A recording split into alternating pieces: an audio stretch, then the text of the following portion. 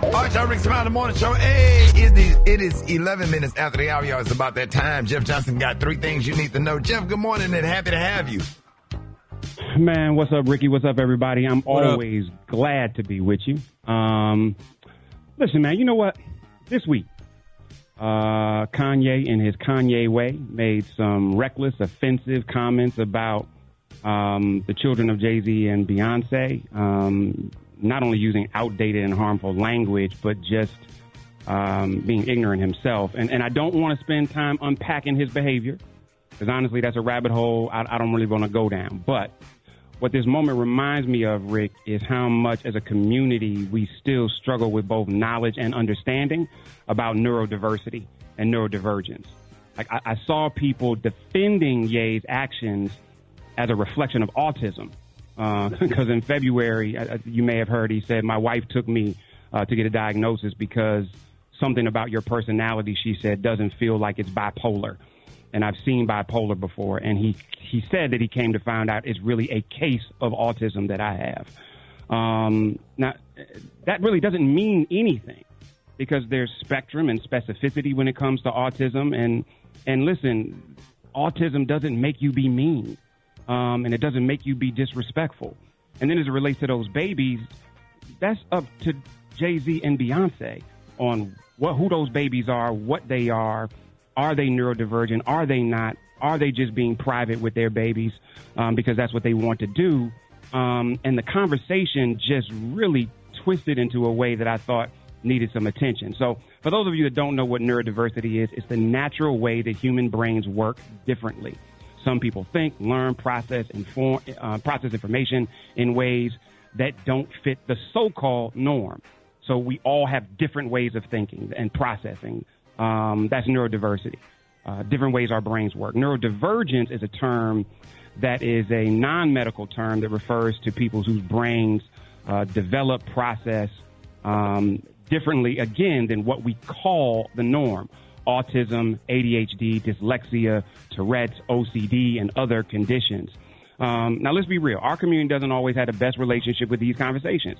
And too often we label kids, whether it's bad when they actually have attention deficit or struggle in school because of dyslexia. We dismiss certain behaviors instead of recognizing sensory processing disorders or autism spectrum disorders. And part of the problem is the language we even use. We still use crazy, slow, worse, without understanding the real challenges that people face. Neurodivergency. People aren't choosing this. And many need accommodation, support, sometimes medication, but more than anything, understanding that this is part of the human existence. I have a son who is dyslexic, and I never forget, Rick, being able to have the resources to help him get a psychoeducational analysis that let us even know he had dyslexia, which made so much sense to us. That there were things he was struggling with that we weren't aware of, and that diagnosis.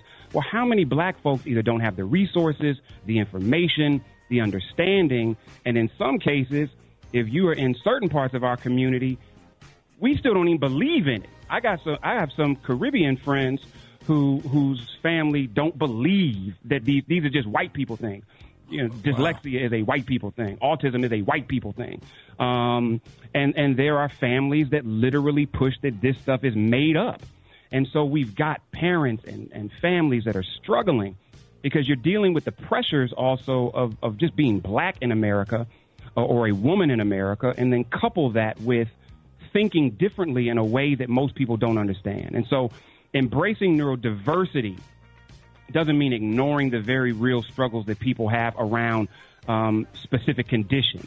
So we can't just say neurodivergent and understand somebody if they have autism and where they are on the spectrum of that autism. Or we can't just say neurodivergent when somebody has dyslexia, but we don't know where they are on the spectrum of that dyslexia, because the spectrum helps you understand what they actually need, how they actually process, who they actually are.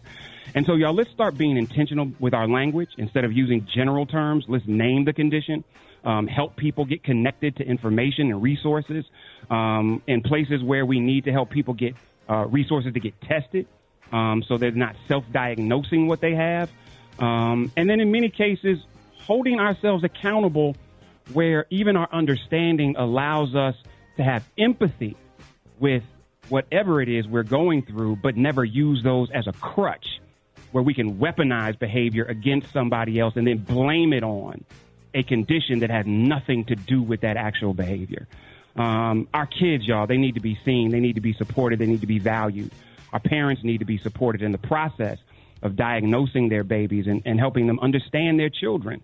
And so we just got to get there, y'all. So I hit me at Jeff's Nation on IG to let me know if you have a specific story, or if you need resources or connection to somebody to give you help, because you're not in this by yourself, and there are amazing communities of people willing to be there for you. Rick, that's what I got, man.